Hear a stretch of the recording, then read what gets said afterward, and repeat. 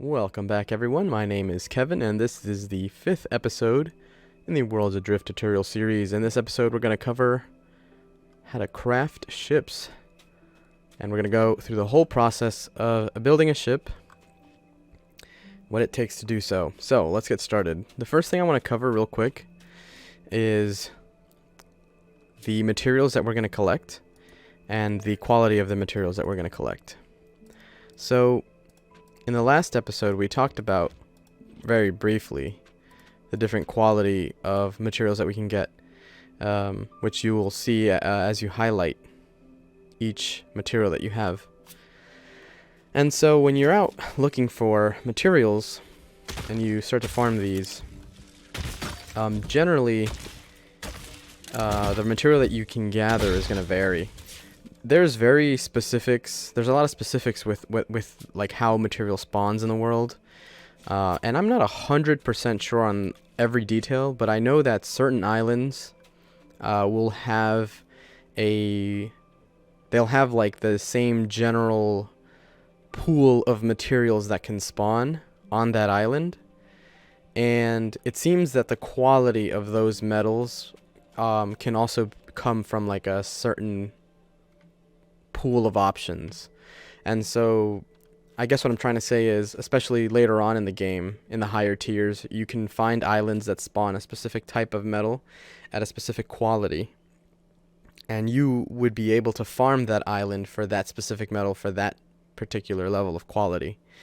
And so it's not every node. Obviously they're going to be different. Each rock is going to be some different material, but you are able to kind of figure out what materials spawn on the island, and you can use that to farm any specific metal that you're looking for, depending on, if the island can spawn that metal or not. So it might be a good idea to keep note of what materials you find on which islands at what quality, and once you're at the end game, that is, then you can build high tier ships with a certain level of what's the word? Convenience, of a certain level of consistency, reliability, etc. Anyway, so what I wanted to cover really is the main point when you're starting off, though, and the most important thing that I think is like a really important tip, is I would say, the metals that you choose. I mean, every metal has a different has different properties. They have different weights, and they have different benefits, and this is all like really complicated, and the quality of the metal and the type of metal, all of that stuff affects the statistics of the things that you're crafting. When it comes to engines, for example, I don't have any blueprints for engines at the moment, but just to give you an example, the materials that you use for crafting an engine are going to affect the final statistics of the item that you're crafting. So for the engine, if you use tin, iron, or bronze, these metals, they all have different properties, and so you could be building the same schematic, the same engine, the same wing, or whatever it is, the same cannon, etc. You could be building the same exact item, but if you use different metals, you're going to get different statistics depending on what you use and where you use it. The main thing to worry about really when you're starting off is going to just be weight, because you're going to be finding mostly low quality metals like these here. These are all quality 2. This is quality 3. This is quality 1.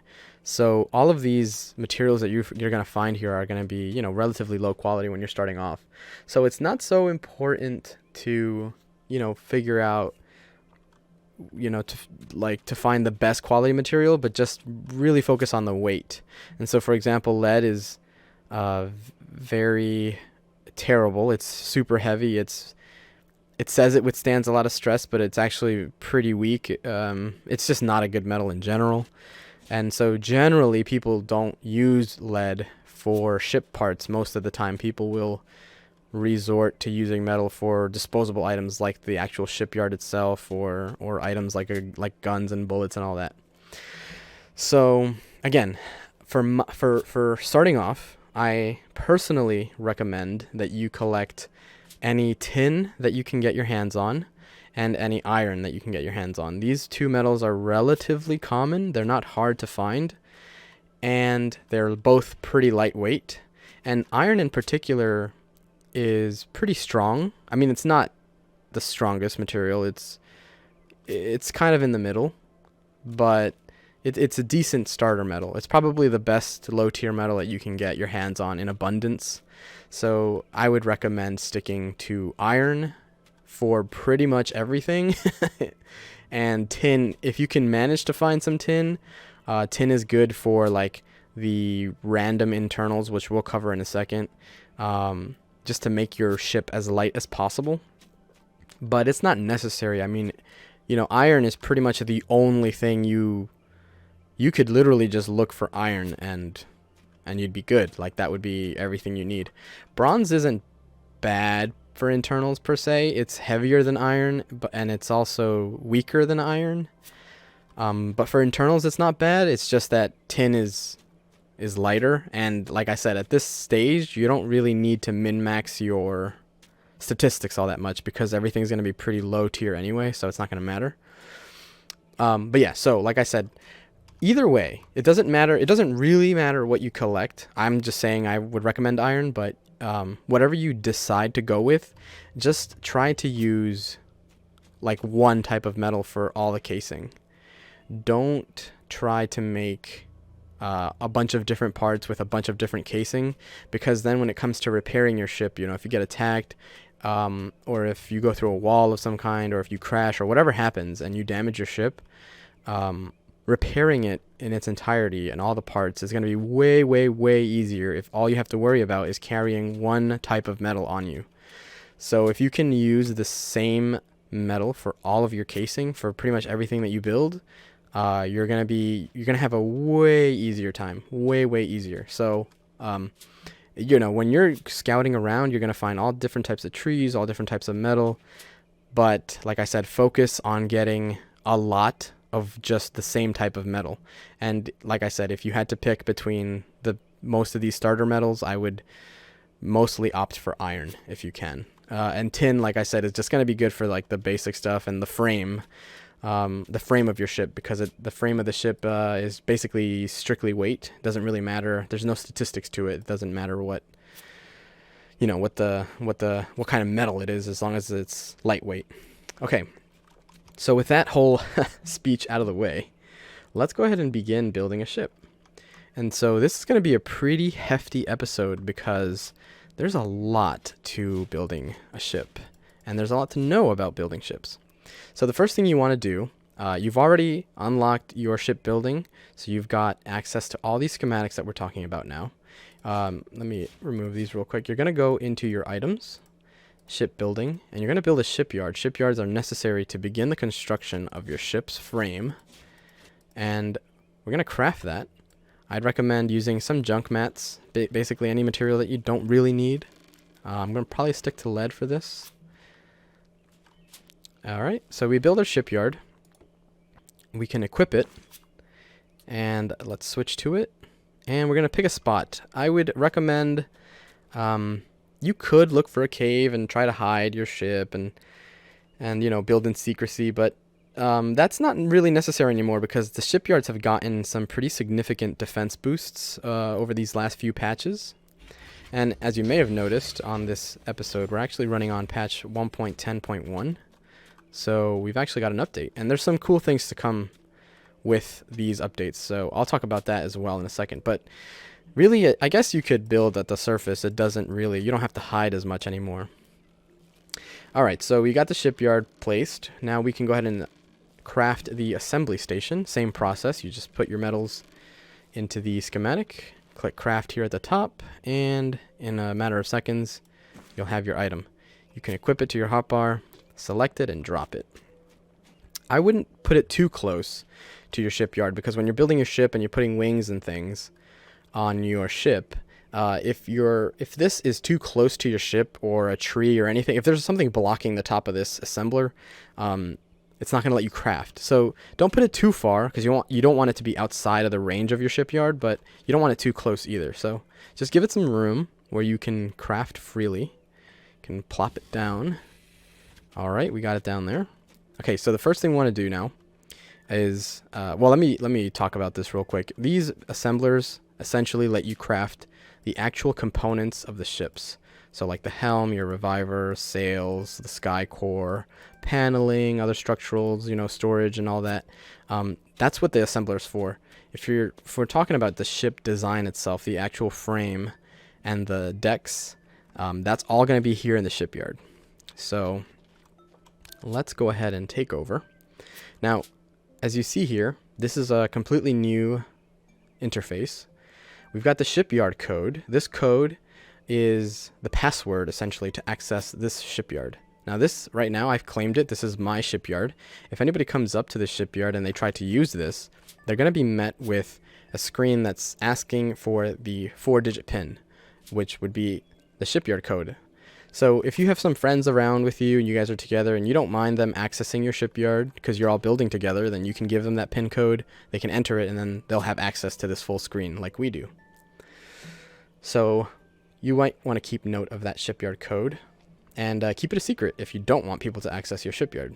But you definitely want to keep a note of it, because if you go away, let's say you're building a ship and you didn't put a personal reviver on it, if it does not have a personal reviver, then it's considered, like public property basically. So if you are in the middle of building a ship, you go over to another shipyard and then you take over that shipyard, you come back, yours is going to ask you for a PIN code. It's going to ask you for the shipyard code because you left it. And so if you didn't take note of it, you're going to be locked out of your shipyard, and your only option at that point is going to be to salvage it. And since it's not your property, so to speak, the shipyard itself, since it's not your property anymore, it's going to take forever to salvage it. So you don't want to run into that scenario. Okay, moving on. We've got active schematic. That's going to be basically one of these ship schematics. Once they're loaded up, we'll see it load up here, and it'll tell you the owner. I'm not sure why that would be. I'm assuming this is probably, kind of like a work in progress interface. Obviously it is, so maybe they have plans to let us all share our designs at some point. I'm not sure. And then you have your ship schematics here, but you can actually rename these. So like dinghy, for example, if I wanted to rename it, you can click rename, and let's name it test ship. Hit OK, and boom, the name's been changed. And we can keep track of our designs that way. Now, as you see here, once you click on a schematic and it loads up, it will be visible to all players in the area around you. So if you are trying to hide, this is something that you want to be aware of. People will be able to see your ship frame, and it's pretty bright, and it's going to be a pretty obvious sight, even from way up in the sky. So, if you're afraid of somebody coming down, or if you're trying to hide, then you want to do this in a secluded spot. But yeah, so that's, and again, if you click on these schematics, you'll see it loads them up and it changes the shape of your ship. And these are all default, but you have the option to edit them to your personal liking. Another thing I want to point out about these frames is this wire right here, these wires, this wire frame, is going to show you the shape of the frame, obviously. And you see these highlighted bits here.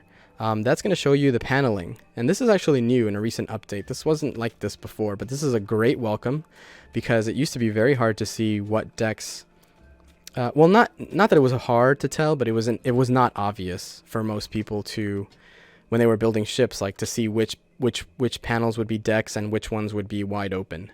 So this shading here kind of lets you easily tell, okay, well, what's going to be a deck and what's not. So that's nice. All right, let's go ahead and edit our ship frame. We're going to click edit down here. This is going to take us into the ship editor. And so you'll see here we have a lot of points, a lot of squares, what's going on. It's very kind of confusing. Well, these orange boxes will let you reduce or extend your ship's frame. Same as these yellow ones, but these ones go vertically, where these ones go horizontally. And you can build a relatively large ship if you want. You can add tons of segments.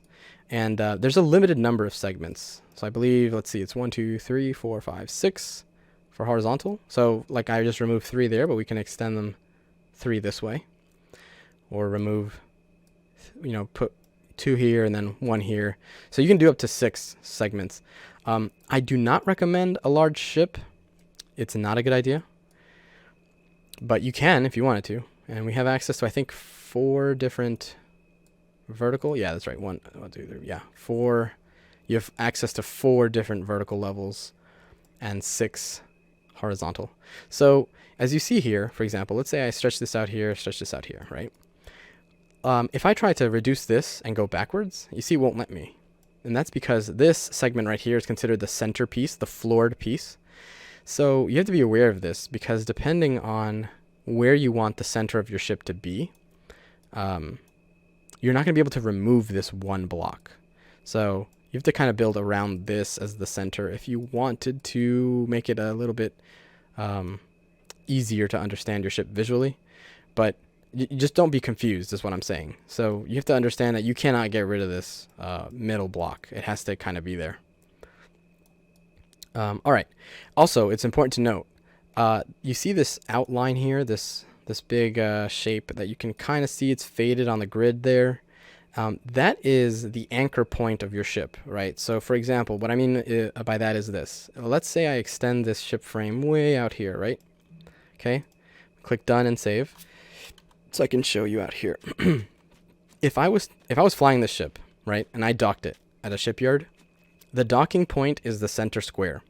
So if I built this way, when I dock my ship, it's literally going to dock like this. Like this is the way it would dock.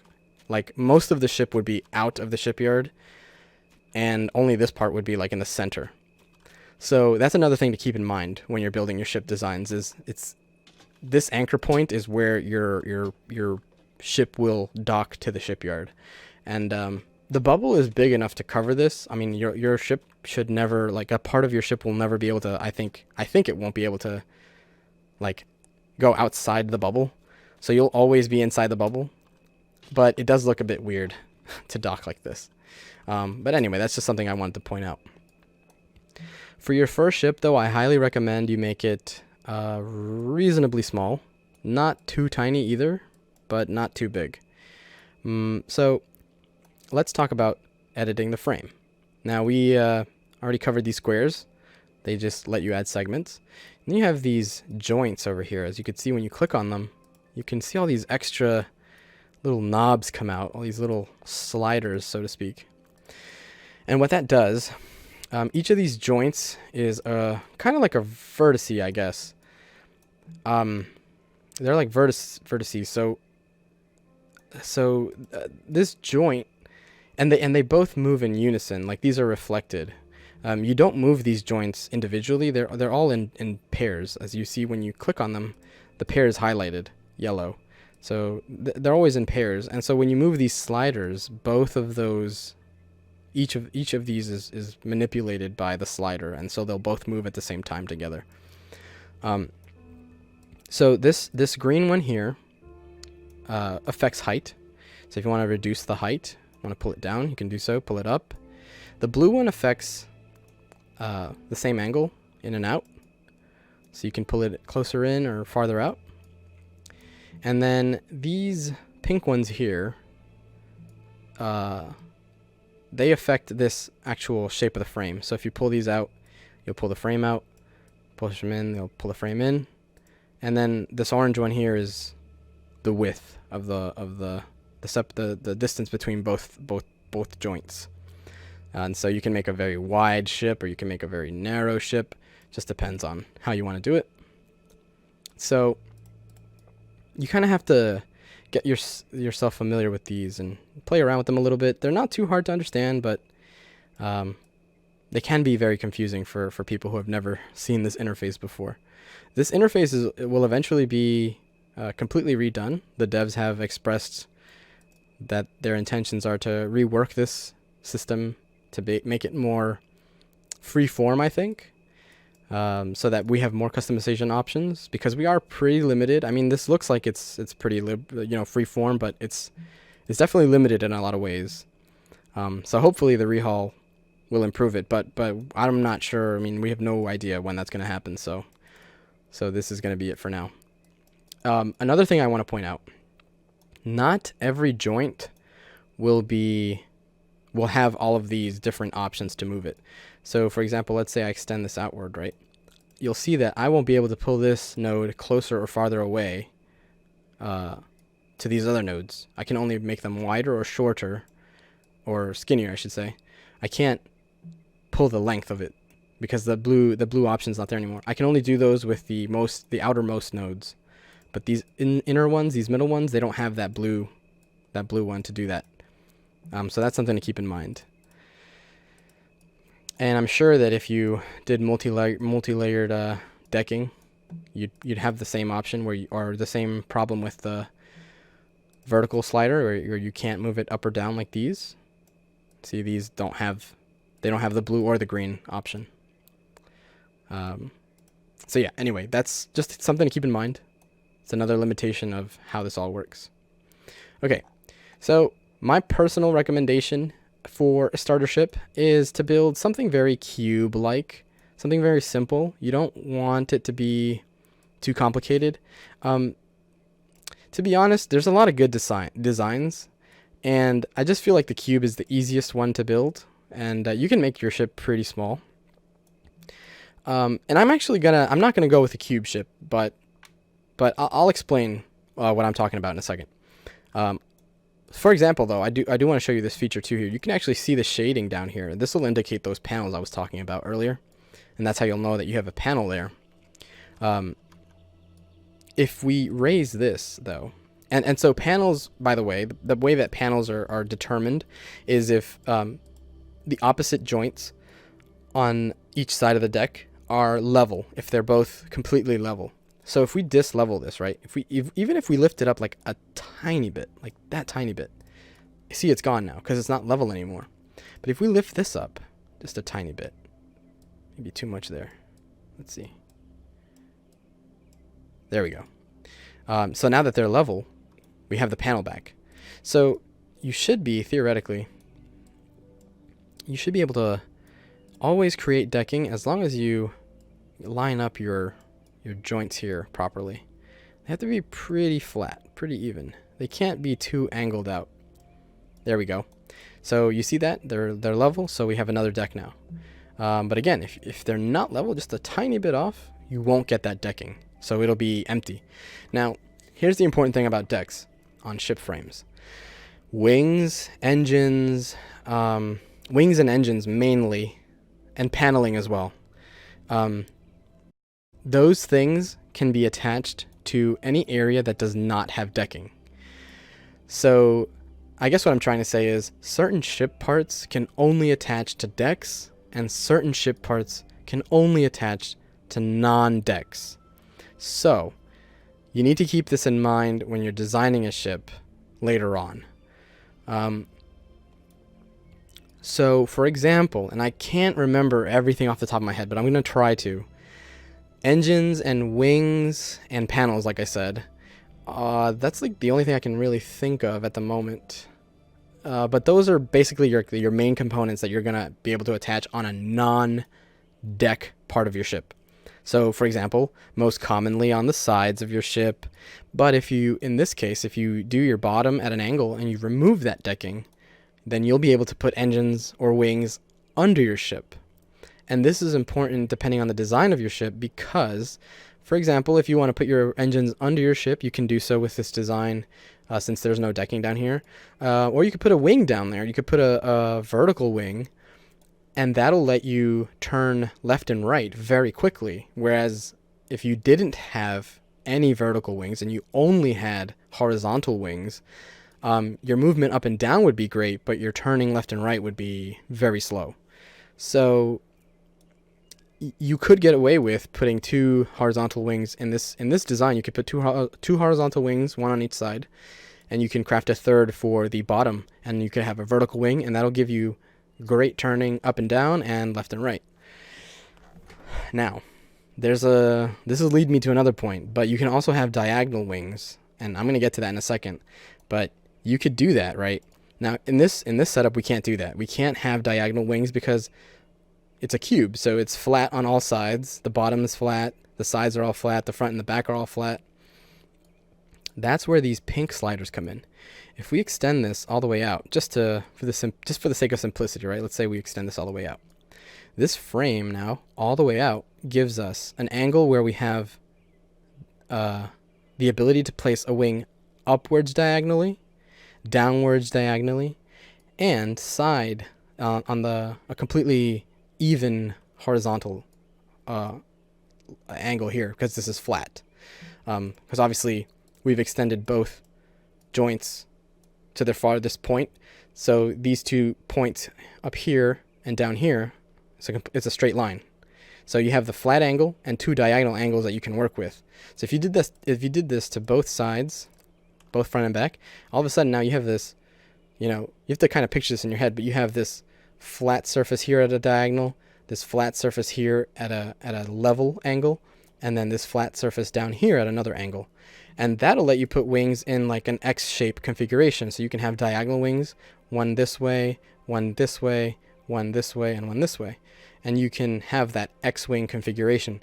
And the thing about diagonal wings that's great is that diagonal wings, because they are diagonal, they affect both the power of your horizontal turning and your vertical turning. And so you can have one wing do the work of 2 wings. And that's really amazing for turning. And it's super, super powerful in designing a ship. So again, I mean, when it comes to designing ships, you could think of so many different ways to really make a very efficient ship. Same thing with your engines. Now, engines can be placed basically in any direction that you want to, I guess. So you can place engines that point upwards, engines that point downwards, engines that point back in reverse or forward, and so you can go forward.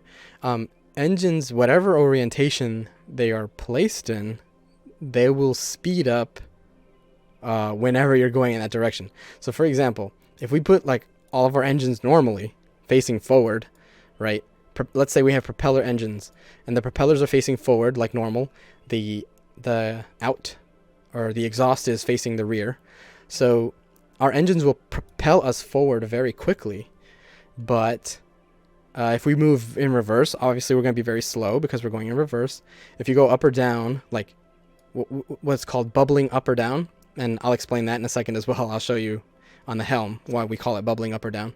But if you're going directly straight up or directly straight down without actually changing the pitch of your ship, then that's going to be very slow as well, because your engines, you don't have any, nothing's helping that force happen. But if you placed engines vertically so that the exhaust was pointing down and the propellers were pointing up, then if you raised up, if you were bubbling up, your ship would go way, way faster, because now you have engines that are adding to the force when you're pushing upwards. Likewise, if you have your exhaust pointing upwards and your propellers pointing down, then when you reduce height, your engines are going to put in that work to bring you down way faster. And same thing with reverse. If you have engines pointing in reverse. Now, not many people do, reverse engines or engines that point downwards, because you don't usually want to drop very quickly and you don't usually want to reverse very quickly. So pretty much 9 out of 10 times I'll say this, 10 out of 10 times you're 100% okay with like having just normal forward facing engines. You don't really need these specialty niche engines, but people can be very, very creative when it comes to designing ships.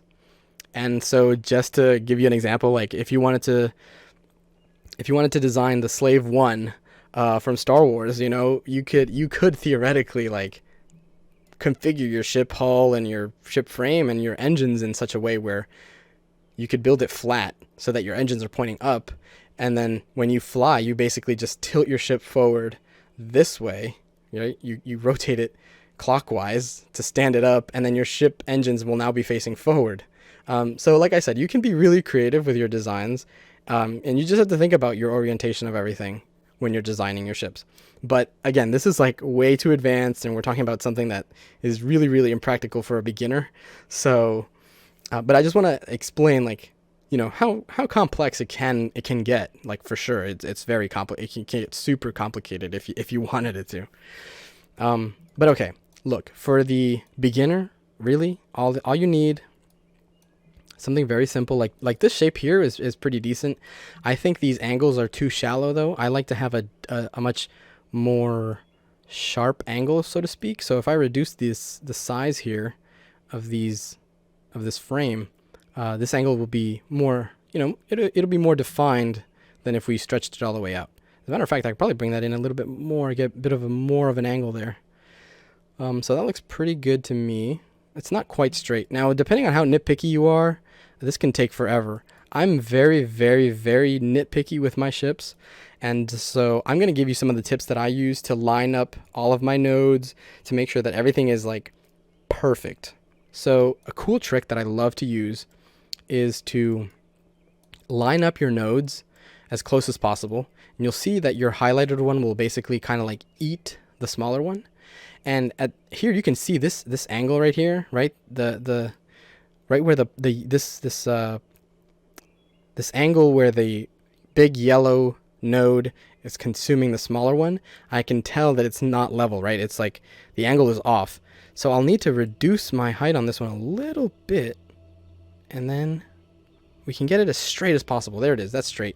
That looks great. Now obviously this means we're going to get a deck down here. Oh, not necessarily.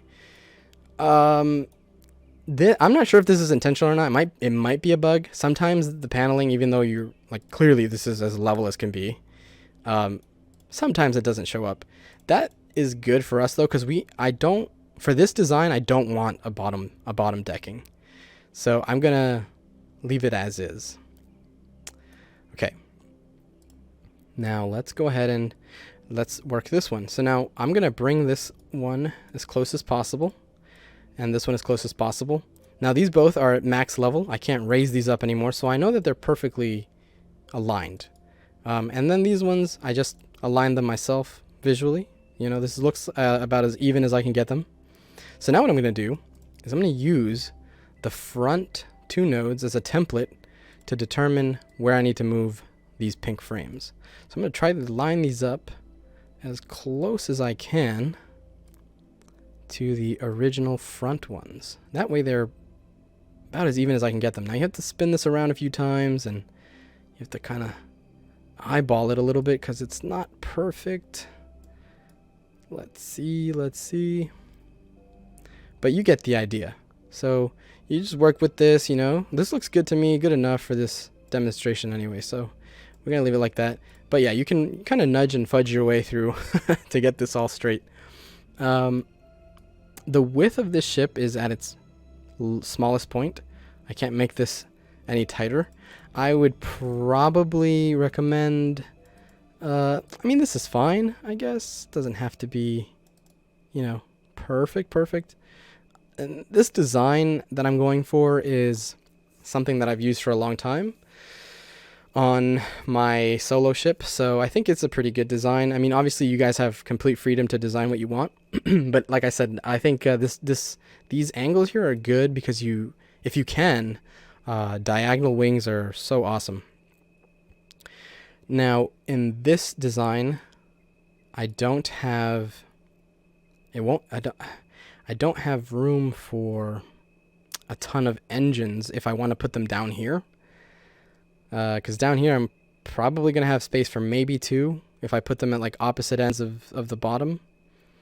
So you might want to put some engines on the sides. Again, this just depends on how you want to do it. I'm going to go ahead and I'm going to stick to the design that I use on my main solo ship. So I'm just going to copy that design. It works really well for me, so I think it's fine. Okay, so that's what this looks like. Basically, it's like one long cylinder and 3 decks.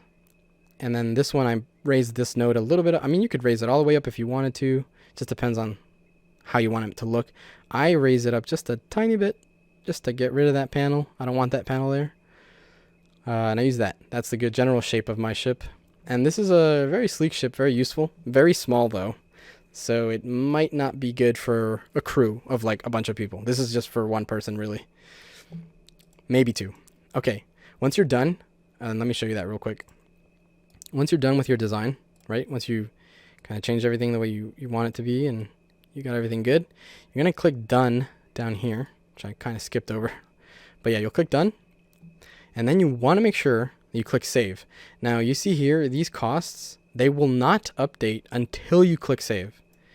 Okay, so obviously I didn't change my ship at all there. Well, I'll show you. So for example, let's say I add a segment here, I click done. This has not changed. Okay, beams still 138, decks are still 120. If I click save, boom, these are updated. Okay, so the old way of telling whether or not decks were there was just by checking your deck cost. Every time you saved, if this went up, you would know, or if it went down, you would know that you got rid of the deck. But now you can visually see it. So anyway, I'm going to go back, click save. Okay, now we got our total cost here. So we know our beams are going to be 138. Our decking is going to cost us 120. Now, like I said, decks are things that you can get damaged. So I'm going to make this out of a material that I have a lot of because I want to be able to repair my decks in case they get damaged. Beams, your frame, your general frame, that can't get damaged. So you don't have to worry about that. That's why I'm sticking with tin for that, because tin is lighter than iron. It's weak. Yeah, it's very lightweight and like it says in the description, very soft and susceptible to heat, which basically means it's not a very strong metal, but it doesn't matter. I just want lightweight. So you see here, I just put in the beams, right? I put that 138 tin. So my weight here was updated. So if I put more tin, just for example, on the decking, you'll see it update again, okay? So all your materials here, as you fill them in, will update the weight of your ship. And so you can do this by like this comparison, right? You can say, okay, well, if I put iron as my decking, my weight goes up to 181.12 kilograms. If I use tin, it only goes up to 77.52. So, and that's, for example, if I use all iron, right, it's going to be 86.64. So by using tin as the beams, I basically shave off about 5 kilograms or so, which isn't a ton, but I mean, it adds up as you keep building. So, all right, so we're going to stick with tin for the beams. If you can get tins, like I said, that's a great starter metal for the beams, very lightweight. And then decking, I'm going to go with, you could use wood if you wanted to. Like I said in the previous episodes, though, I don't recommend wood. First of all, because if you use wood, there's a lot of ship parts that you can't use wood for.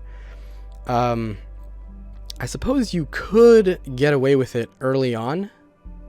You probably could get away with all wood. But even then, metal is only a 2x3 box or 3x2, whatever, where wood is a 2x4. So I would rather carry around in my belt one single 2x3 piece than, a 2x4. So in every case, even though wood is generally speaking, it's lighter than metal, I still don't think that it's weaker than metal. It's easier to damage. It's sometimes, in some cases, it's even heavier. Like for example here, like I'll show you, right? I got iron here for the decking, 81.12 kilograms. Ash is pretty heavy as wood. That's going to take me up 78.42. I mean, it's still lighter than iron, but it's definitely not as I guess at the end of the day, you can choose what you're going to go with, guys, but I would recommend sticking with like the same metal. I mean, that's just me. Anyway, when you're done, you're going to click craft up here. You're going to see a timer, how long your ship frame is going to take. The more complex, the larger it is, the more time it's going to take to build. So we're going to give it those 20 seconds, and you can see it progressively start to craft here. Now that it's crafting, we see this bubble has formed. Now this bubble, you can grapple onto it, and this will let you swing around your ship as you're building.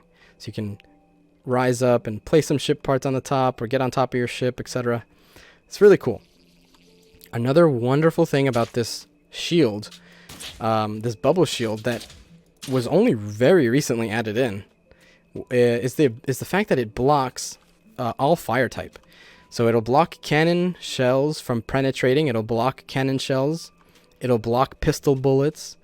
So it is literally now a shield. Whereas before it was just a visual thing to let you grapple onto the bubble so you can build your ship a little bit easier.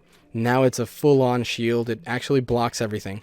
It does not block people from coming in, so strangers can still come in here, and they can still shoot at me while I'm building. Their pistols will work fine inside of here, but the pistol bullet itself will not be able to penetrate the shield. Same thing goes with a ship. If I'm building over here and a ship comes down from the sky, and they have cannons on the front of their ship, and they poke their nose through this shield, they can completely annihilate my ship as I'm kind of defenseless. So you want to keep this in mind. You want to be careful. You can kind of countermeasure this a little bit. If you, for example, build another shipyard and you plop that shipyard right under their ship, they'll be pulled into a bubble. And if you are able to fly away, that will give you enough time to kind of get a head start a little bit if you can. Another thing you can do, once you start crafting some ship parts, you can actually literally lift the ship part and use it as a weapon to drop it on people. There's a lot of options you have. You just got to be kind of creative. But anyway, so I just wanted to mention though that this bubble is a visible shield now. It's not perfect, but it's nice. Okay, so we've got our ship frame built. We've got everything going. Now we can head over to the assembler. Now the first thing I recommend doing, literally the very first thing, build your respawner. Don't worry about anything else. Don't worry about where you're going to put it. Just build your respawner. Because this is where you're going to attach yourself to. If you die, you can respawn back on your ship. You don't have to go back to one of those revival chambers. You'll literally pop up back at your ship. Okay, now this is going to also introduce us to the concept that I really want to have everyone understand who's starting off this game. Use the same casing material for everything. Okay, I'm using iron for my ship here. So this casing material, this is the only thing that matters when it comes to repairing whatever that item is. Okay, so my personal reviver, my helm, everything is going to be made out of iron for casing. And this stuff doesn't matter, right? So since tin is lighter than iron, I'm just going to put tin in there because I don't want my respawner to be too heavy. And all this little bit of metal that you're shaving off, all this little bit of weight, is going to help you in the long run at the total weight of your ship. But again, I can't stress enough how important it is for you to use the same casing for everything.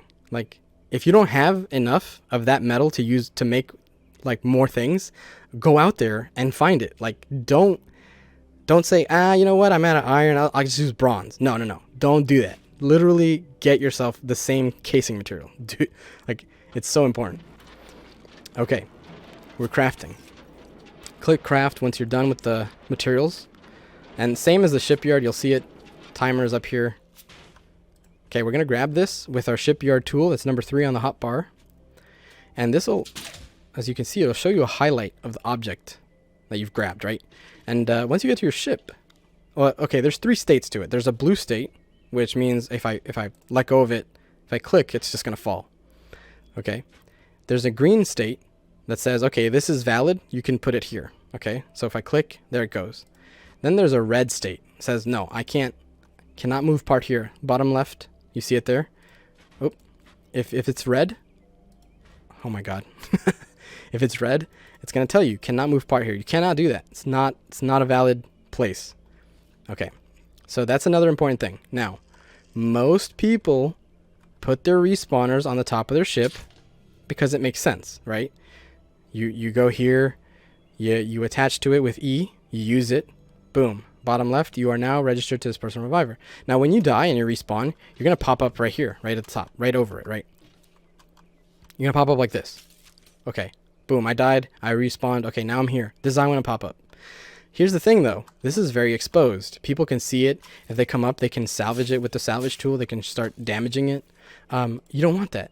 So what we're going to do, it's going to do a little cool trick here, which if you put it under your ship, right, under the panel, and this will only work with assuming that there's nothing above it, like blocking it on the top side.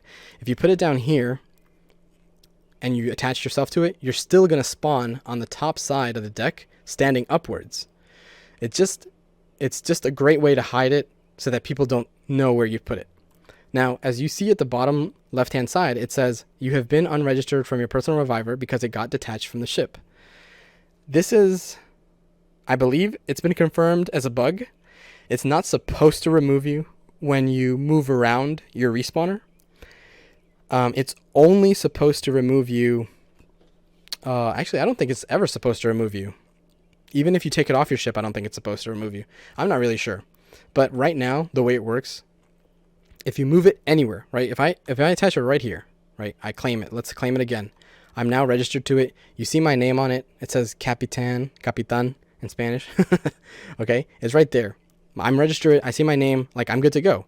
Now, let's say I'm building and I add some stuff and I'm like, oh, dang, okay, I got to move this because I don't want it here anymore. Even if you move it like not even an inch, boom, it just moves a little bit. It's been wiped out. And so if I die right now, I'm out of luck because it's not working for me anymore. So you have to be very careful with this. Okay, be very conscious about this. You just want to make sure that you're always attached to your ship, to your reviver. Okay, so I just attached myself to it again. And when you're already attached to it, it'll tell you on the bottom left-hand side, it'll say you are already attached or registered to this personal reviver. Okay.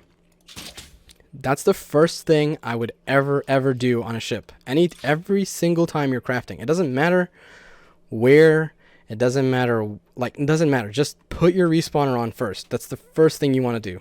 Because if you die, it would be such a shame if you had, especially if you're on an island without any of these revival chambers, it would be, what an atrocity. And the thing is, you're building these ship parts, for example, if I'm building something, the ship part is floating in midair. It could fall on you and it can kill you, and people don't realize this. You know, it's a physical object in the real world. It's going to crush your character. It's going to kill you. And if you did not do this first and you die, oh, you're this is the worst thing. Trust me, it's happened to all of us, so don't make that mistake. All right, let's go ahead and continue here. So now you're going to see here for some items. Now you can't, like for the personal reviver, this is only metal. You can only use metal. There's no other options. Here for the helm, you're going to see that it has the little wood icon, a slash, and the little metal icon. That means you can use wood, right, as casing, or you can use metal as casing. Now, like I said, we want to stick to the same type of casing, so I'm going to go ahead and use iron for the casing. But these mechanical internals, I want it to be lightweight. The statistics don't matter on a flight stick because it only has resilience, and the resilience is strictly dependent on the casing. So I'm going to go ahead and use tin for the lightweightness. Craft that. Now look, this is floating over my head. If this falls, if I'm standing right under it, right, and that falls on me, I'm dead. Like, I'm dying. There's no way around that. And if I didn't have a respawner here, you know, I mean, in this island, it wouldn't be too bad. There's a revival chamber right there, but, you know, and if you're in tier 4 and you die and you get kicked out, that sucks. Or if you're on an island without a revival chamber, that also is really unfortunate. So just be careful. Okay.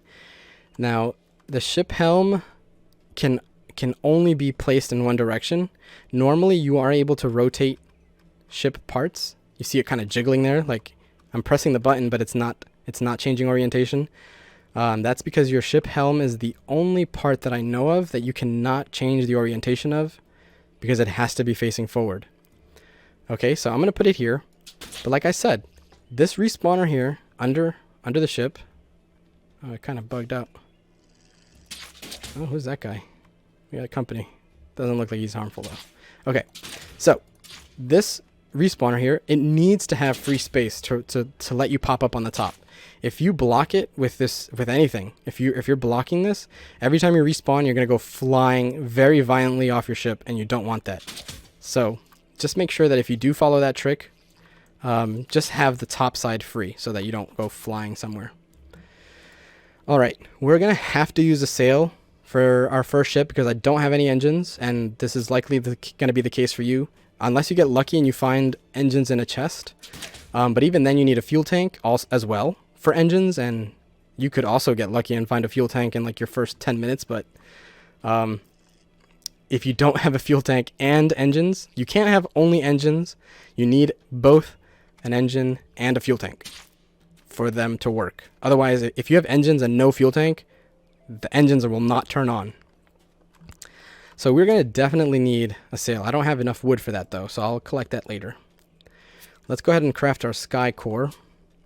I have two. Okay, I do have 2 atlas shards, so perfect. I need 1 atlas shard for that. Casing again, always going to be iron. And the generator. This does matter because the generator will determine the lift. So the base lift that my sky core has is 1,000 kilograms. And the metal that you use will affect the lift. So, but not by much really. So I'm going to stick with tin just for the lightweightness again. But yeah, that material will affect how much total weight you can lift. But I don't think it's a whole. I think the maximum is 1,100. So I'm not sure about that. Don't quote me on that. I think that's the max. Like if you had like absolutely perfect materials. But 100 kilograms, especially when we're starting off, it's not going to kill us. So that doesn't matter too much. Okay, I popped that down there. Another tip, when you're placing your sky core, I would want it near your helm because here's the thing. You can use an atlas shard, right? You can highlight your sky core and you see it here. You can start to use it. If you hold it all the way, it'll do this thing called an atlas pulse. And if anyone is grappling onto your ship, right? If you're flying in midair and they're holding onto your ship with a grapple and you atlas pulse while they're grabbing on, they get disabled and they get flung off. So that's a good defense mechanism. So you want to have it near your helm or somewhere easy to access at least so that you can go over to it and start to use it when you're being attacked by somebody. And that's it's a good defense to have. All right, so we got that set down. Oh, this guy's he just loaded up an upgrade for us.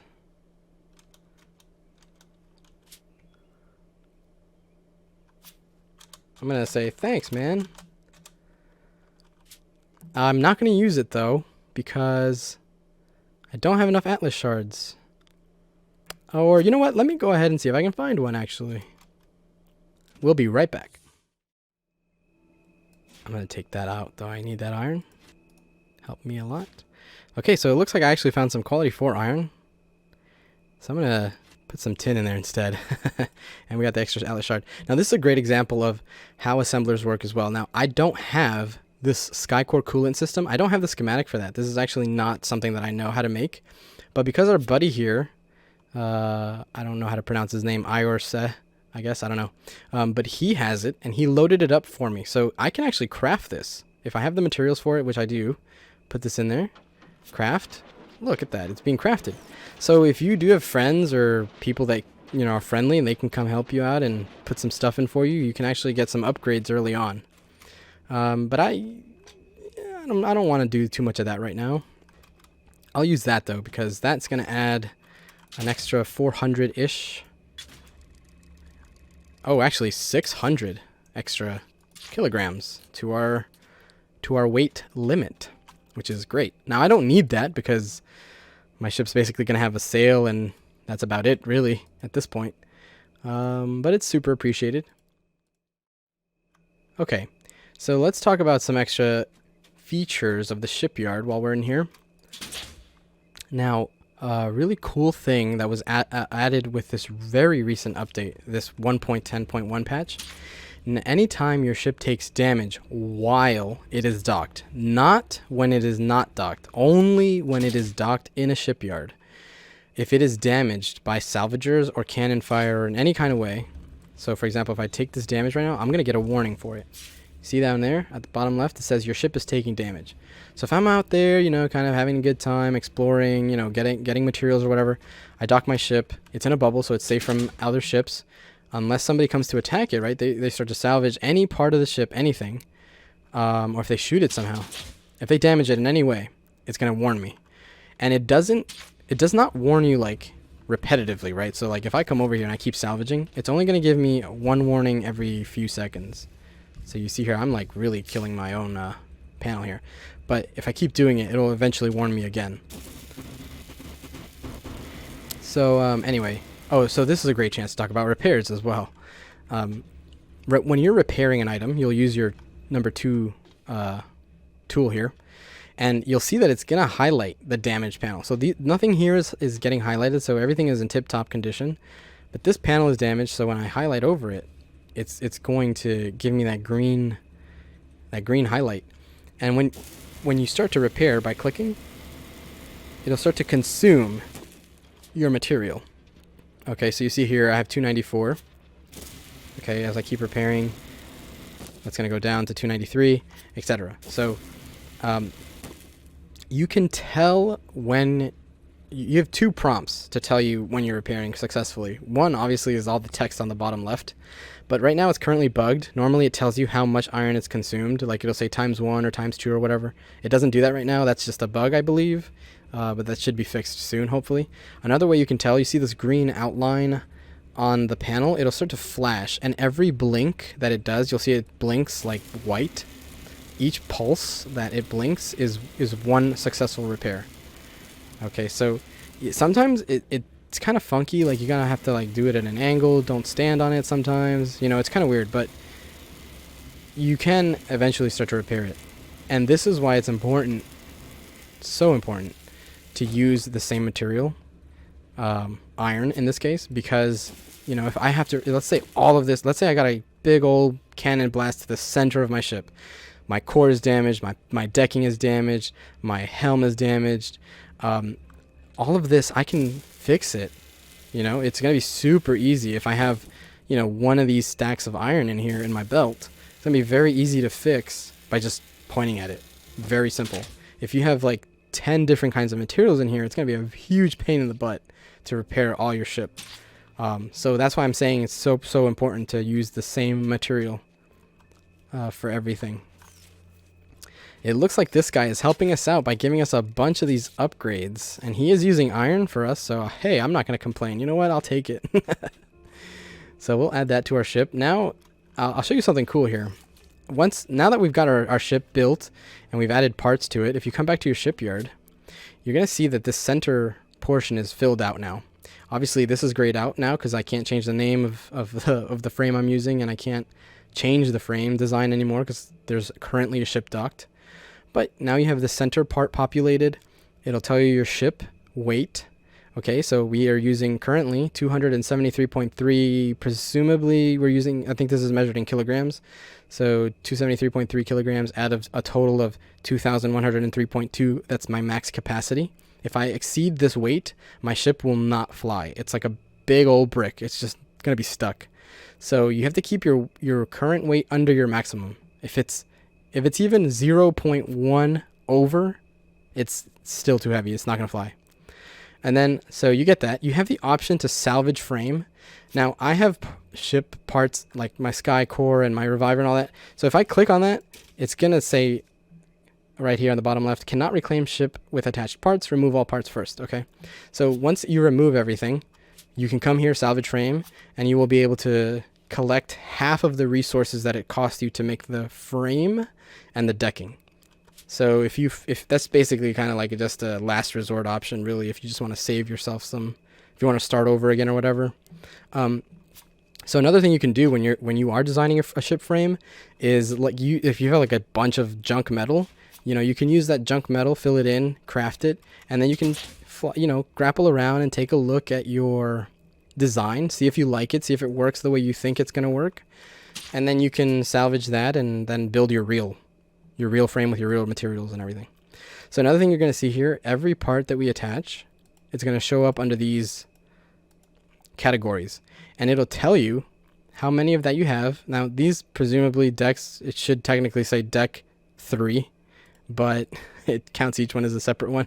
But you also see your weight for each part. So we know that our frame is about 46.92 kilograms. The decking is 11.4 kilograms each. The personal reviver is 18, etc. So you can see, you know, what each specific part weighs after you've put it on. Okay, so that's also good to know. Another way you can know, like, let's say you're not docked and you're just like flying somewhere, you want to know what your ship weight is, you should be able to just scan your beams, and on your bottom right hand side it'll tell you right there, beams Total weight right now is 273 kilograms. Come down here to confirm. Total ship weight, yep, 273.3. So you don't get the exact decimal, but you get the nice roundabout number. Oh wow, this guy gave us some tier 4 engines. That's nice, but I don't have a fuel tank. So unfortunately, we can't we can't make that. That was cool of him though. You know what? I'll make one. I'll put it on the bottom of my ship. I won't be able to use it, but if I do find a fuel tank, we'll have something there. Okay, you see my screen shaking right now? That's another great thank you. Q lightning storm. So the lightning storm is actually a form that the island resets. So all the treasure chests, everything on the island that you can find, some of the resources, everything, it respawns everything. The storms also damage shipyards, sorry. So you see here, my shipyard just took some damage. And as a matter of fact, you even saw that I got the message down here, your shipyard is taking damage. And that's because, same with the ship parts, if my shipyard comes to get attacked by somebody, you see it right there at the bottom left, your shipyard is taking damage. It's going to tell me if my shipyard is taking damage. And since the storm itself also damages your shipyard, it's going to show you that message. So typically, if you only see that message, if you see the message your shipyard is taking damage one time, it just means most likely that the storm is the one causing the damage.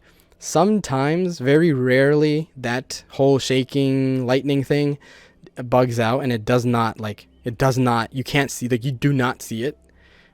But you'll get the message that your shipyard is taking damage. So like I said, if you see it one time, like that pretty much means, okay, a storm happened.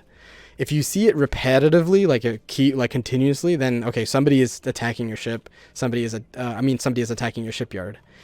If you see the message for a ship part being damaged, that is 100% of the time gonna be somebody damaging your ship, because the storms do not damage the ship itself. It only damages the shipyard and the assemblers and chests, like player-made chests that are empty, etc. So, important note to keep in mind. Okay, let's try to make this. I don't have a ton of material here though for this. So, okay, whatever. We'll do it. I'm gonna go ahead and sink all of these quality 2 irons in here. Actually, propeller is tin is actually good for a propeller material, so we'll use that. Okay. That cost us a ton of iron, more than I wanted, but it's a good engine. So if you get the chance to get somebody to help you out, hey, look at that. We got fuel efficiency 54, power 51. I mean, that's great. Oh, and these are Apotheus Hurricanes. These actually have high resilience. So this is a pretty tough engine. Okay, I'm gonna grab it. I'm gonna put it under here. See, I told you. Okay, great way to show you this example. So right here, I have a deck, so it's gonna be red. I can't put it on decking. It has to be in an open spot like this, where there is no decking. So that is why I designed the ship this way. So I'm gonna fit it snug under here. You see it flipping like that? That's because it's attaching itself to the left side and then attaching itself to the right side. You want to get it as close to the middle as possible. Because the thing is, for example, let's say you put 2 engines on your left side and no engines on your right side. Or, well, if you're looking this way, I guess it's... But you know what I mean. If you put 2 engines on one side and none on the other, your ship is going to have that weird issue where it'll start turning towards the opposite direction that your engines are in. So you need to have a power balance. So if you make 2 engines, you want to make sure that your engine, like materials, are the exact same. Because, for example, I don't have it anymore, but I had quality 4 iron and quality 2 iron. If I made one engine with quality 2 iron and another engine with quality 4 iron, that quality 4 iron engine, because the quality is higher, is going to be a slightly better engine. So let's say I had 2 of these engines, right? We can see here on the bottom right, power for this one is 51, but let's say I had another engine with power 52. Even if it's literally that 1 point off, my ship is going to have a noticeable drift towards the direction of the weaker engine. So you have to keep that in mind. You have to make sure that when you're dealing with engine power and wing power, you want everything to match. So you want to be careful with that. Okay, we can only afford one of those, so I think we're done with that. I'm going to go ahead and make a barrel just to store some of this extra stuff that we have with us. Okay, barrels can be placed on any part of decking, and this is just something that you're going to have to experiment with. There's a ton of ship parts out there, and you just kind of have to figure out where things can be put, but barrels can be put on the top or the bottom. They can put wherever you want. I personally, for this design, like to put my storage at the front here. If it might not fit, because actually that sky core is pretty close to the front. Yeah, might not fit. I'll put it on the side here. The reason I like to put it down here is because if I'm up here, right, and I'm flying my ship, obviously I'm going to be by my helm most of the time that I'm flying. If I want to get something out, all I have to do is just point at it this way. You could put it up top, but again, you want your stuff to be hidden for the most part, and so this is pretty hidden, so it's pretty safe. Okay, I'm going to put some junk stuff in here, and we should be good. Okay. Now the last thing we need is some wood for our sail, and we can hit the skies. All right, so I'll go ahead and get some, and I'll be back. All right, so while I'm gathering this wood for our sails, I wanted to talk about the distinction of the weather walls. And again, I want to dedicate a whole episode in itself to that topic because it can be a little bit complicated. But what I want to talk about briefly in this episode is that you're not really meant to depend on the power of sails for too long, because sails will not get you really far in general. They're pretty slow for the most part. You can add like 5, even 10 sails to your ship, and yeah, it's going to help you go faster, but in the end, sails will not allow you to get through a wind wall. So while you can use sails to explore the same zone that you're in, so I can fly from this island to that island, for example, that's fine, but I will not be able to cross any wind walls with just a sail. They'll get destroyed if they're open, and if you close them to preserve them in the wall, well, obviously you can't use it at that point, so you just cannot do it with a sail alone. So the whole point of the sail really is kind of like a temporary thing, like just something that you're supposed to use for a short while, until you either find schematics for engines, or you can actually just roll the engine in your knowledge tree. And what I mean by that is, if you don't remember from our last episode where I briefly covered the user interface, the knowledge tab here lets you purchase, obviously I have 48 knowledge right now. If I wanted to purchase common engines, or any type of engine, depending on how far this tree you get, it would cost you 250 knowledge. So, and if you remember, I explained that if you buy this first engine, then you automatically unlock the power generator. But you can also get the power generator, aka the fuel tank. You can also get that from just a random chest somewhere. So you don't have to buy that first tree. So I guess you would just do it in whatever order it comes first. Alright, so I wanted to cover the ship with paneling, but I remembered that I only have access to small panels right now, and small panels are terrible. Honestly, it's going to be a waste of metal. Like, I wouldn't even worry about it. If you're starting off, small panels are kind of just a waste of everything. They're a waste of material. They're going to be a waste of weight on your ship. They're not very resilient. They're very easy to destroy. So honestly, my advice is just to skip on it. Like, don't worry about making any small panels. Typically, once you have access to large panels, because there's small panels, there's medium panels, and there's large panels. Small panels are obviously the weakest. Medium panels are medium, obviously, and then obviously large panels are the strongest. So most people will use large panels, even if they don't need to cover like a large area. It's still better to have large panels just because they can withstand so much more damage. So in this case, I'm going to skip over the small panel. I'm not going to use it. I quickly want to cover 3 different things that I just remembered as well. So first of all, I just want to recap some things that you craft, like these engines and wings. I don't have any wings, so I can't make any yet. But for example, this engine, the statistics at the bottom right hand side, you see that there's like a blue, there's the 4 bars, they have blue, and then they have a portion of green. That portion of green is the boosted statistics based on the quality of the materials that I used. Not only the quality, but the actual metal as well. So this topic is very important because it's going to affect, it's not very important at the beginning stages, but it is going to get very important later on in the game. But you want to get familiar with what items are good for what purpose. So certain metals are better for mechanical internals, certain metals are better for combustion internals, certain metals are better for the propeller, etc., etc. So there's a whole chart of information that I'm going to try to link in the description of this video, and I'm going to try to give credit to everybody who deserves credit for coming up with this, because this is all really a community effort of people testing out all the different metals. This information, as far as I know, is still up to date, but that may change with any updates. If they update the game and they change the way metals work, that information may be outdated.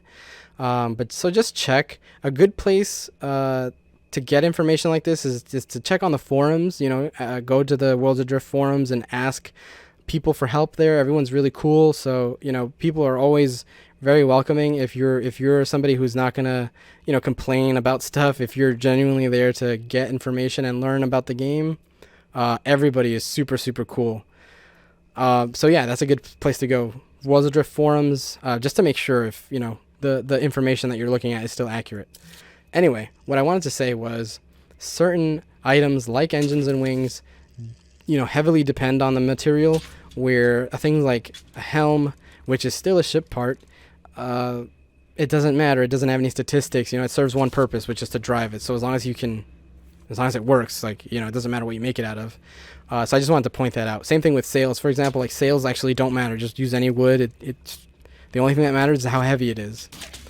Okay, that's the first point. Second point I wanted to make is that this bubble, I am the owner of this shipyard, so this is my bubble. I can grapple onto it.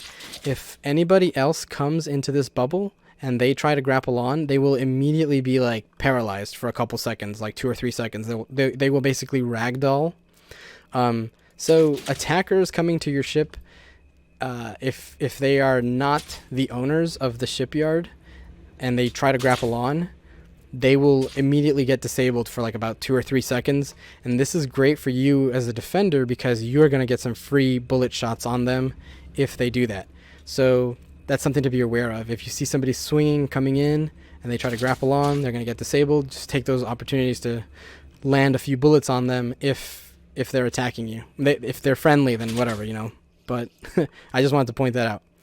Okay, last point is I don't know if this will be fixed in the future, but there's currently a bug that randomly happens. Sometimes sometimes let's say you put down the shipyard, right? I come up to it, I can access it perfectly fine. There's a few bugs that happen. Sometimes this is completely blank. Sometimes it doesn't, you have a shipyard and you're trying to craft something, but it'll tell you that there's an error. And same thing with the assembler. Sometimes you come in here and you try to craft something. If you log, it usually happens if you log out. If you put down the shipyard, you put down the assembler, let's say you log out for some weird reason and you come back in, and they're still there. Or even if you if I log out right now, right, let's say I'm in the middle of building my ship and I log out and I come back in and I want to use this again and I try to do it, it'll give me some kind of a weird error that'll say cannot load or cannot craft schematic, something like it'll give you some weird error. It won't let you do it. Basically what I want to let you know is that there's a quick and easy fix, which is come in here into your regular, your regular menu, craft some bullets or whatever. I mean, bullets are the cheapest thing, only 10 metal. Craft some bullets, make the bullets, and then come back to your assembler or your shipyard, and it should fix the bug. It's like a workaround. But I wanted to point that out because that might happen to you. Like I said, I don't know if there's anything else that causes it, but I know that logging out can trigger it. So, and it looks like my GUI is like it's like stuck there, so that's another bug.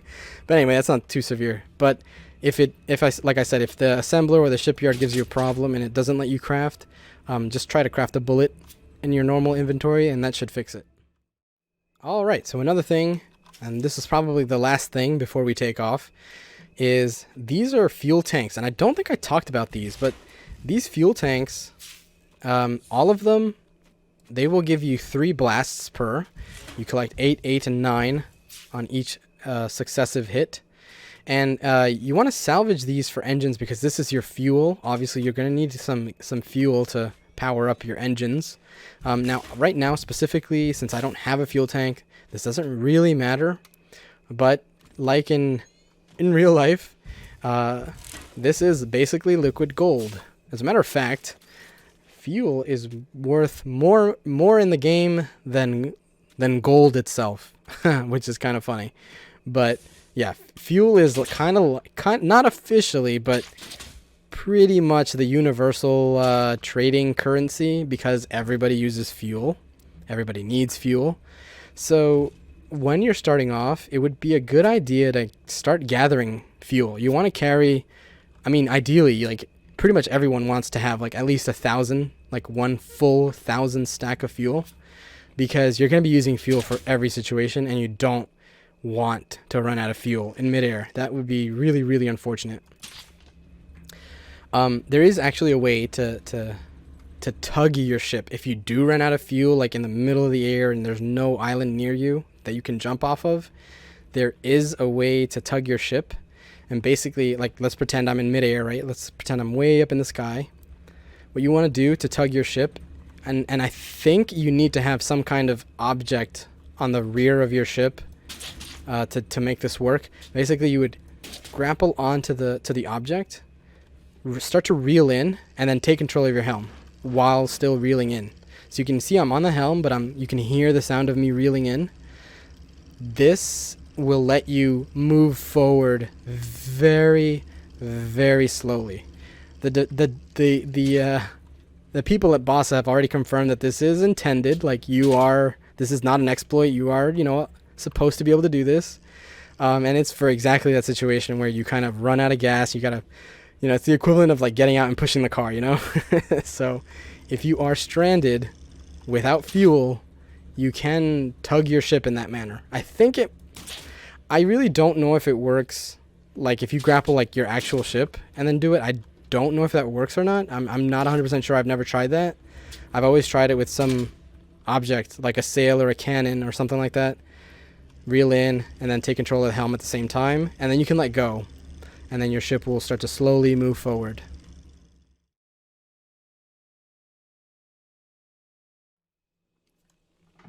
Now, as you can see here, I just switched back to my character screen. I logged out. Down there on the bottom left, I got that message that says your ship will not log off if it is docked in a shipyard.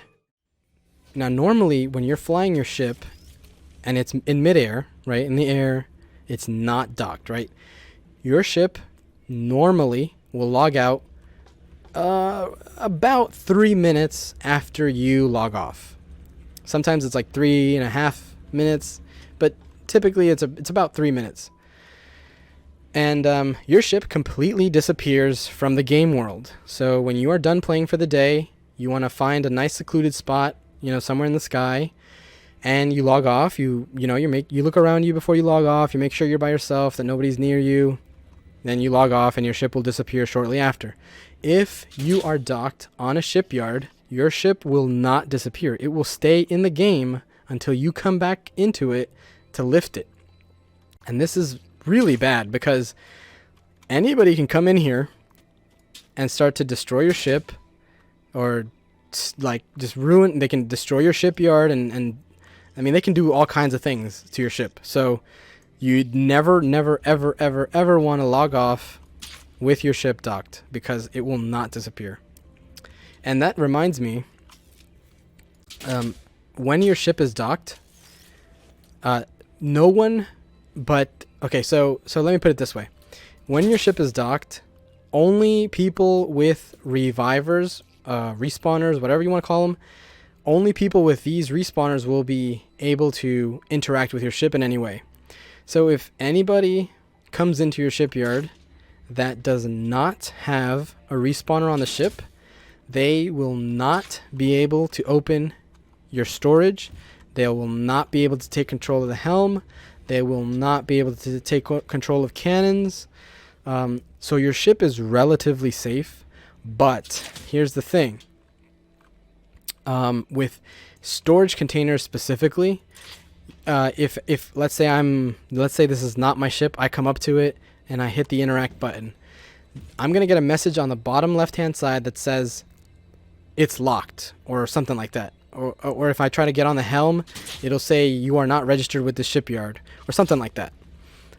Basically, it won't let you do it.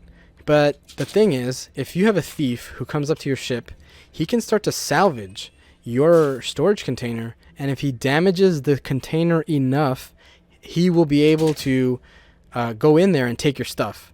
So you want to be very careful, very mindful of that. Again, though, luckily we've had this change in this newest patch where if they damage your ship, it tells you at the bottom left your ship is taking damage. So this is wonderful. This is really, really awesome for... Oh god, I'm killing my stuff. I meant to repair it. So this is really awesome for people who want to, you know, dock their ships and explore and not be worried about their ship being attacked. This is great. But you do want to be aware of that, because that is something that can happen. So, for example, let's say you're way up high in the air. I think those are ships over there. I'm not sure. But let's say those are two ships, right? Just a hypothetical. Let's say one of those ships is you, this other ship is some pirate. That pirate can come up to you in the middle of the air and start attacking and salvaging your storage containers, and you will have no way of knowing if you left your ship up there and you jump down to an island. You would have no way of knowing that somebody is breaking into your stuff, because it's not going to warn you because you're not docked at a shipyard. So, you know, just something to keep in mind. This is also part of the reason why you want to hide your storage containers. You don't want to have them, you know, out in the open. You want to put them somewhere that's not very obvious. Okay, I think that might cover everything I wanted to talk about before we start flying. I don't know, maybe if I remember anything, I'll be sure to come back to it. But I think we're ready to get started with actually flying. All right, here we are. We're at our helm, and we can see this is our basic layout of the helm. Now, at first, you might notice, okay, I'm moving my mouse. What the heck's going on? It doesn't let me look around. Like, this is stupid. Well, lucky for all of us, you are able to right-click and hold to free look around your ship while at the helm. Now, if you let go of right-click, it's going to snap you back to the helm position, and you'll be able to continue moving. Now, I'm not clicking anything. This is literally just me moving my mouse. Okay? So you'll be able to control the pitch, yaw, and roll of your ship. But if you're flying and you kind of just want to take a look around, you can hold right-click, and you can look almost completely around you. Not quite all the way, but almost. I mean, you can look around 360, but you can't look like directly above you for some reason, or directly below you for some reason. Turning left and right. This is done with the WASD key, or A and D keys for the most part. So this will turn your ship obviously to the left or to the right. And if you want to go down, you would pitch your handlebars forward. If you want to pull up, you would pull your handlebars down. And then likewise, you can roll by turning to the sides or at any angle, really. Obviously, since we do not have wings, this is not going to be very prominent. You're not going to be able to really turn much. But it is something to know for the future. Now, another important thing, as you'll see over here, that we have this red string or band. That's basically our wind indication, so we know what direction the wind is facing. And that'll help us with the sailing once we do that. Over here we have our level indicator. So when we are still, when we are at level, this will be in the middle. If we are reducing height or dropping, it will go down. And if we rise, we'll see this start to go up. And this is, depending on your key bindings, this by default should be space bar and left shift, I believe. And then to go down is left control by default, I believe. And then neutral, obviously, is you just don't press anything. But I'm pressing and holding spacebar here to rise up. Now, cool thing about rising and lowering down, and this is what we call bubbling up or bubbling down. But if you are bubbling in any direction, you can actually let go of the helm, but you will continue to bubble in the direction that you were last holding. Okay, so if I take over the helm, it's going to reset. If I hold spacebar and let go, and then I let go of the helm, it's going to, stay neutral. But if I am on the helm, I'm holding spacebar, and I'm still holding spacebar and press E to let go, my ship will remain bubbling up. So this is nice for when you want to go up or down. And same things with engines and the sails. Obviously, if I deploy my sails, and the only way you cannot deploy sails from helm. You have to actually walk up to the sail and do this. But if you deploy sails, then, it's all auto from there. And if you want to stop, now, obviously, you can't, with a sail, you cannot stop immediately. So if I wanted to stop, let's say at the edge of the island, I'd have to wait to get kind of close. And then I would come here, drop the sail. And now I'm still moving forward, but I'm going to slow down to a stop. Once my momentum dies, then I'll completely stop. So that's just something to keep in mind with sails. And obviously, if we are against the wind, so let's say I turn the ship against the wind, I'm not going to turn all the way because it's very slow, but if we are not facing a good position for the sails will not, they will not fill up. See right here, they're really full, so you can tell because it's bubbling out, or bowing out, whatever. You know that the sail is being filled with air, so we're actually moving forward. And if we move with the wind, then we'll do that. Actually, I'll show you for the purposes of demonstrating what this looks like. If you're against the wind, okay, you're gonna see your sail kind of flaps. It's not catching any air right now, so you're not gonna move. This is basically the same as just having your sail down. You're not gonna go anywhere. You're not gonna move at all. So if you see that your sail is doing this and it's not catching any wind, you're gonna have to, I think this is called, it has a name, I forgot what it's called in sailing terms. I really don't know, so you're gonna have to forgive me for my ignorance, but you're basically gonna have to zigzag. Okay, if you have to go to, let's say I want to go to that island which is against the wind, I'm just gonna have to zigzag my way there. So you just want to get to a point where you see your sails fill up with air, and then once they're catching that air, you can continue to drift in that direction. Alright, back to the helm. Last thing we want to note, this lever right here. This confuses a lot of people, especially when they don't have any engines. But this lever controls the engine. So this is going to turn your engines to go all the way forward, and you can manipulate how strong, how much power you want to put into your engines. This is max speed, and you can kind of pick this red zone here is neutral. This is cut the engines. This is turning off the engines. So this is engines going forward, and down here is engines going in full reverse. So again, you can kind of pick the degree of how strongly you want to reverse or how strongly you want to go forward. But this is strictly for engines, nothing else. So as you see here, it's a neutral position, and the sail, my sail, I need to catch some wind, gonna turn a little bit. But yeah, that doesn't affect anything other than engines, so if you're sailing, don't worry about that. If you don't have any engines, that's not gonna do anything. You You could play with this all day. If you have no fuel tank and no engine, if you have an engine like I do but no fuel tank, it's still not going to do anything. You need fuel for the fuel tank. I mean, you need fuel to power the engine. So anyway, but yeah, that's the basics of flying. It's really not that complicated, but it can be confusing. So a lot of people do like this thing where they want to, I want to turn to the left. Like, how do I turn to the left? And they do this thing where they turn, like they jerk this thing to the left and they also turn to the left. You don't have to do that. Okay, you want to keep, for the most part, you want to keep your ship centered. So turning, you only have to use A and D. That's it. You don't want to move this too much, because this is going to throw your ship off of its balance. You see how it's tilting a little bit? I mean, obviously if you're trying to sharp turn you can, but that's all assuming you have wings and all that. But yeah, so you just want to be conscious of that. Like, you don't have to, ship your or change the orientation of your ship so much.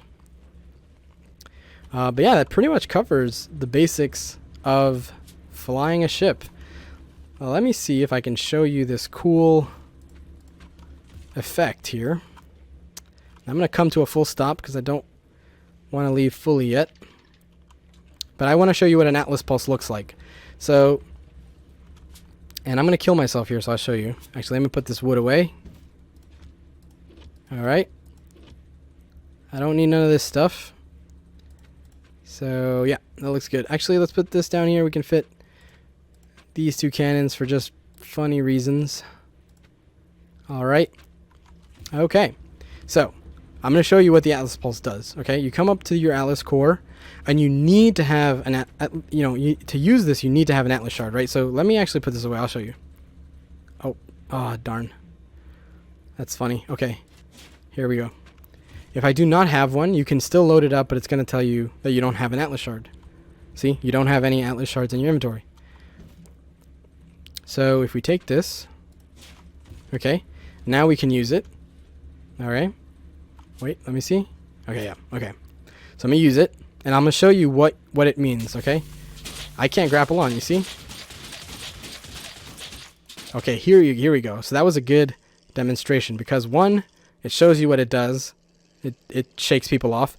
But two, what you saw me do there is it's kind of like a workaround or a defense against it, where you can continuously grapple, and if you catch it enough, you'll be able to grab on again. Okay, so if you use this against an attacker, and you can't use it too often, like right now it's kind of cooling down still. I don't have another one to show you, but if I did, like, it probably, you have to give it like a few seconds, because you can't use it immediately. Like, you cannot spam it. So if somebody is like doing that trick where they're continuously grabbing on, then you need to be aware of that, and you might have to use it again. It doesn't always work though. I think a big reason why it worked there is because I was falling at such a slow speed. But obviously I'm also not moving. So if you're like mid-flight, you're moving, and you're going fast or whatever, like, it's gonna be harder to do that. But people can do it, and that's something to be aware of. But yeah.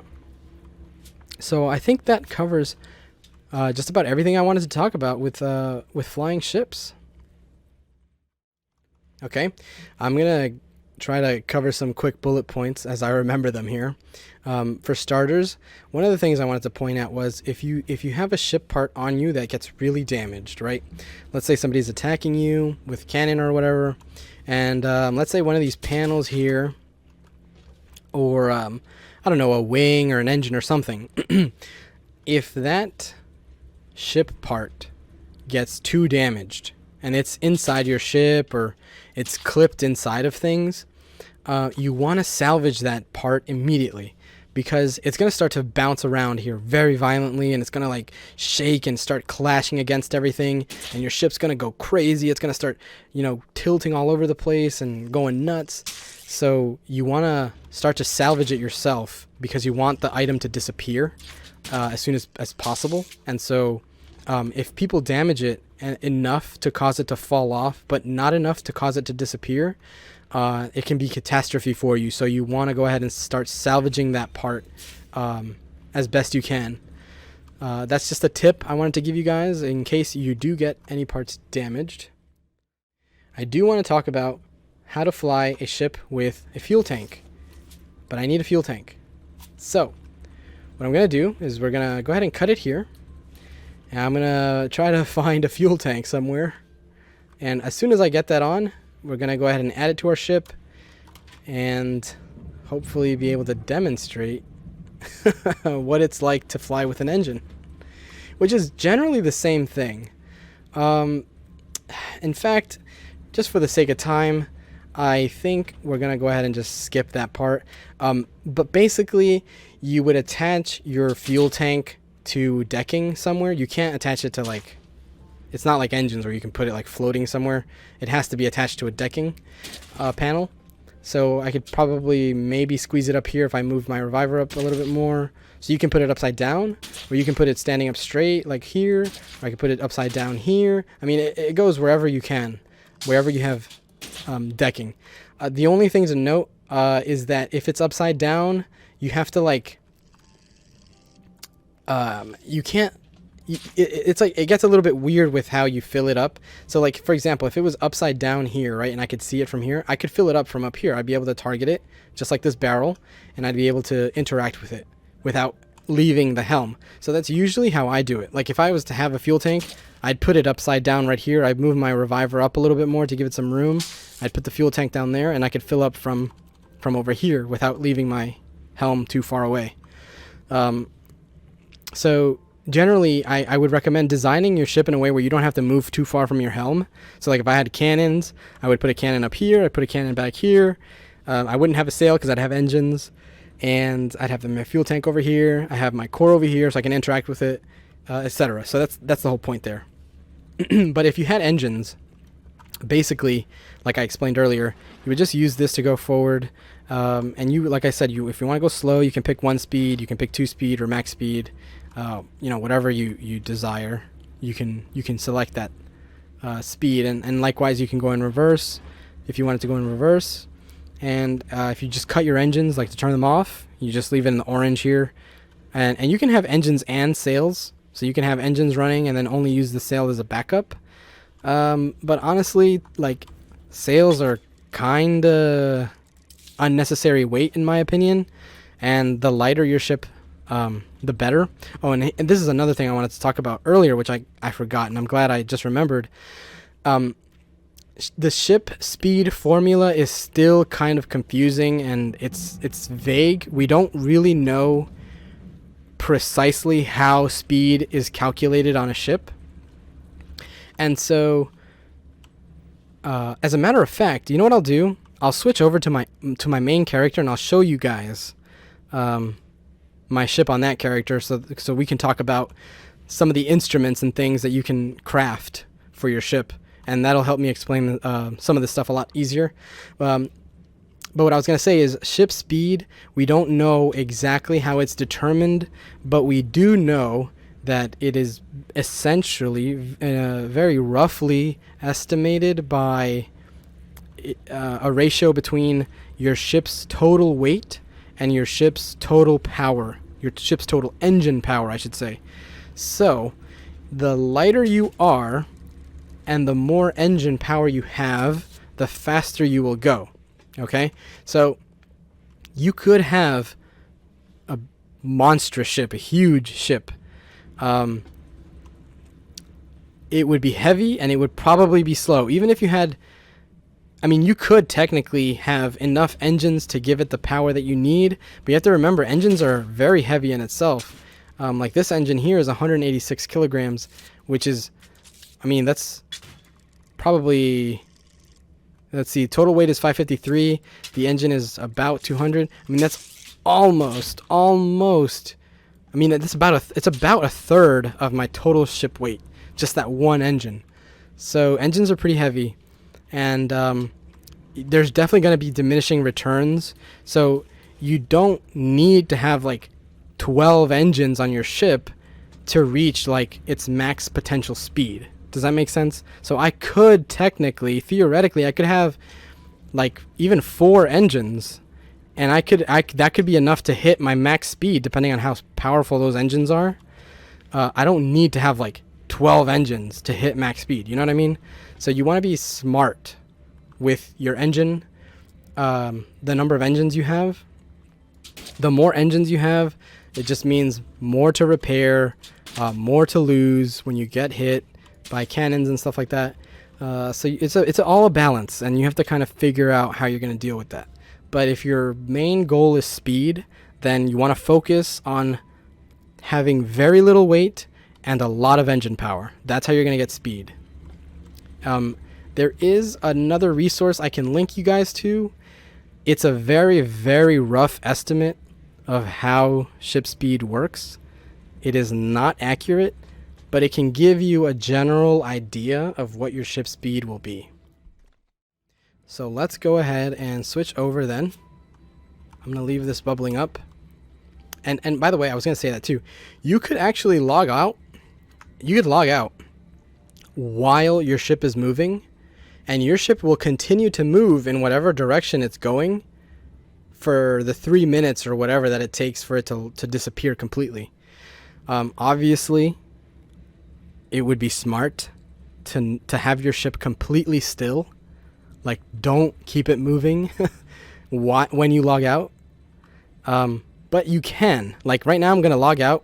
It's bubbling up. You'll see it here. It's bubbling up. I'll log out though, and it'll, for the 3 minutes that it's gonna be in that world before it disappears, it'll keep rising by itself. Okay, let's log into my main character, and we'll talk about the ship instruments. Here we are on my main character. As you can see, I am in tier 4.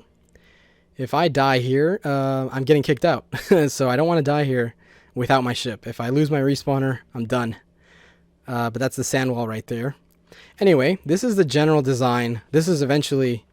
I recently lost my main ship that I had.